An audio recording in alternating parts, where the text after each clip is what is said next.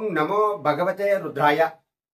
మనకి జన్మ లగ్నంలో జాతక రీత్యా గోచార రీత్యా మనకి ఉన్నటువంటి గ్రహాలు గాని లేదా మనకి నడుస్తున్నటువంటి దశ అంతర్దశలలో ఉన్న సమయాలలో మనకి ఏవైనా చిన్నపాటి సమస్యలు తలెత్తినప్పుడు మనం కొన్ని పరిహారాలు ఆచరించాలి.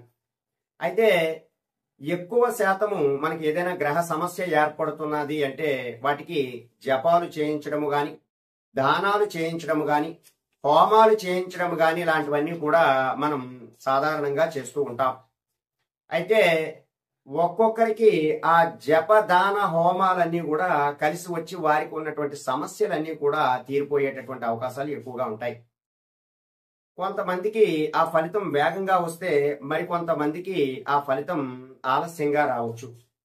అయితే మనకి ఏదైనా మనకి ఉన్నటువంటి ఆ సమస్య తీరడం కోసమే మనం ఈ జపాలు గాని, హోమాలు గాని, దానాలు గాని చేస్తూ ఉంటాం.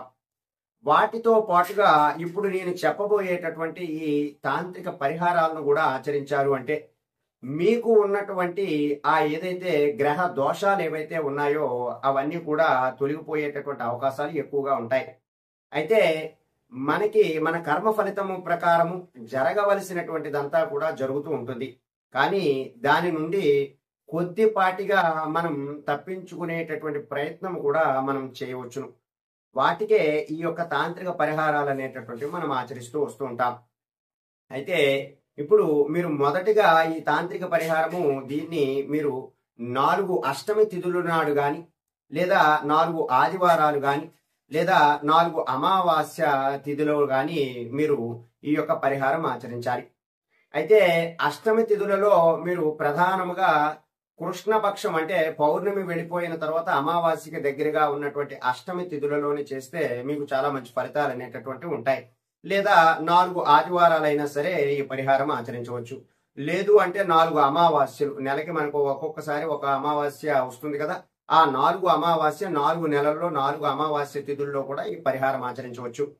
అయితే ఈ పరిహారం ఎలా చేసుకోవాలి అంటే మీరు ముందుగా అన్నాన్ని, ఉడకబెట్టినటువంటి అన్నాన్ని అన్నం ముద్దగా తయారు చేసుకుని ఆ అన్నం ముద్దని 3 భాగాలుగా తయారు చేసుకోవాలి. ఎప్పుడైతే ఈ 3 భాగాలుగా తయారు చేసుకున్న తర్వాత మొదటి భాగం అంటే పొడి అన్నం ఏదైతే ఉంటుందో ఆ పొడి అన్నాన్ని మీరు కుక్కలకి తినిపించాలి.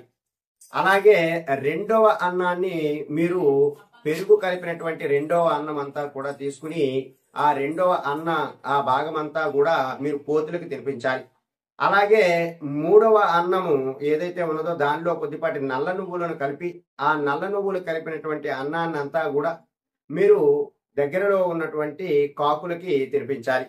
ఈ యొక్క 3 భాగములు ఈ విధముగా తయారు చేసి అలా తినిపించడం ద్వారా మీకున్నటువంటి గ్రహ దోషాలన్నీ కూడా తొలగిపోయేటటువంటి అవకాశాలు చాలా ఎక్కువగా ఉంటాయి. వీటితో పాటుగా మీరు ఒక కుండ పరిహారాన్ని కూడా ఆచరించిన మంచి ఫలితాలు అనేటటువంటివి వస్తాయి. అయితే ఈ కుండ పరిహారం ఎలా ఆచరించాలి? మీరు దగ్గరలో ఉన్నటువంటి నదీ తీర ప్రాంతములకు వెళ్ళి ఆ నది దగ్గర మీరు ఒక చిన్నపాటి కుండను కూడా తీసుకుని వెళ్ళి ఆ కుండలో ఒక మట్టి ప్రమిదను ఉంచి ఆ మట్టి ప్రమిదలో మీరు నల్ల నువ్వుల నూనెను వేసి చక్కగా దీపాన్ని వెలిగించి ఆ కుండలో ఆ మట్టి ప్రమిదను కూడా పెట్టి ఆ యొక్క పారేటటువంటి ఆ నదీ తీర ప్రాంతంలో విడిచిపెట్టాలి.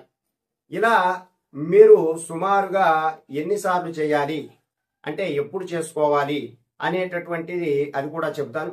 మీరు ఈ వేసిన ఇదంతా కూడా మీరు ఆ కుండ పరిహారం అంతా కూడా తయారు చేసుకున్న తర్వాత అది విడిచిపెట్టిన తర్వాత మీరు ఆ నదీ తీర ప్రాంతంలోనే అంటే ఆ నదిలోనే ఒక రూపాయి కాయిన్, అలాగే కొద్దిపాటి బెల్లము, అలాగే మీరు వాటిలో కొద్దిపాటి నూకలు, వరి నూకలు అని ఉంటాయి కదా, వాటిని కూడా వేయాలి. అలా వేసినా కూడా మీకు గ్రహ దోషాలన్నీ కూడా తొలగిపోతూ ఉంటాయి. అయితే ఈ పరిహారం అంతా కూడా మనం ప్రధానముగా గురువారము లేదా శుక్రవారం నాడు, అది కూడా కృష్ణపక్షంలో వచ్చేటటువంటి గురువారము లేదా శుక్రవారం నాడు ఆచరించాలి. అలా మీరు ఒక నిర్దిష్ట సమయం అనుకోవాలి. ఎలా అంటే 7 వారములు గాని, లేదా 11 వారములు గాని, లేదా 21 వారం గాని అని అనుకుని చేసినట్లయితే మీకున్నటువంటి గ్రహ దోషాలన్నీ కూడా తొలగిపోయే అవకాశాలు ఎక్కువగా ఉంటాయి. అయితే ఈ యొక్క పరిహారం మీరు గురువారం ఆచరించినా లేదా శుక్రవారం ఆచరించినా సరే ఆ రోజు ఉపవాసం ఉండటానికి ప్రయత్నం చేయండి.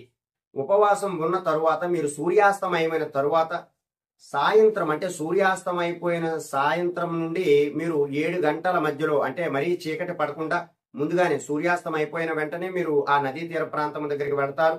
వెళ్ళి ఆ కుండలోని ఒక మట్టి ప్రమిద పెట్టి చక్కగా నువ్వుల నూనె పోసి దీపాన్ని వెలిగించి చాలా చక్కగా అది నదీ తీర ప్రాంతం గుండా విడిచిపెడతారు. అలా మీరు చేసుకున్నట్లయితే మీకున్నటువంటి గ్రహ దోషాలన్నీ కూడా త్వరగా తొలగిపోయి మంచి ఆరోగ్యము గాని ఐశ్వర్యము గాని మీరు అనుకున్నటువంటి పనులన్నీ కూడా పూర్తవడం గాని జరుగుతూ ఉంటుంది. కాబట్టి ఎవరైతే ఎక్కువగా గ్రహ దోషాలతో బాధపడుతూ ఉన్నారని వారికి అనిపిస్తుందో వారు ఈ తాంత్రిక పరిహారాన్ని ఆచరించి ఆ గ్రహ దోషాలన్నీ కూడా తొలగించుకోవటానికి ప్రయత్నం చేయండి. ఈ పరిహారాలు ఖచ్చితంగా పనిచేస్తున్నాయి. కాబట్టి మీరు ఈ పరిహారం ఆచరించి మీరు మీకున్నటువంటి ఆ గ్రహ దోషాలన్నీ కూడా తొలగించుకోవటానికి ప్రయత్నం చేయండి. సర్వే జనా సుఖినో భవంతు. శుభం.